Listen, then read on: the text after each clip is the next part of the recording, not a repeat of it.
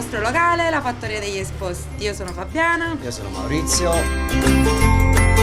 Siamo proprietari della Fattoria degli Esposti. Il locale è nato nel 2008. 30 anni che faccio questo mestiere, avevo l'età di 13 anni, ho cominciato a lavorare con mio nonno, ho fatto una bella gavetta di lavoro e sono arrivato a questo che attualmente sono riuscito a costruire un panificio con tanta qualità di prodotti.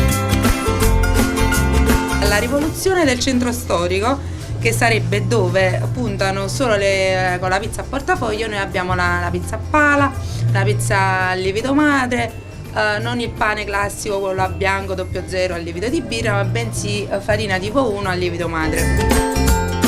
Ora abbiamo creato un prodotto speciale, il nostro street food, che è la varchetella. Mettiamo degli ingredienti, quelli napoletani, tipici partenopei.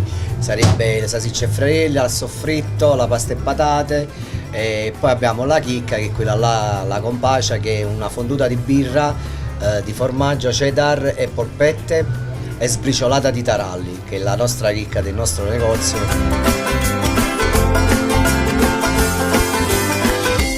Vi aspettiamo! A presto!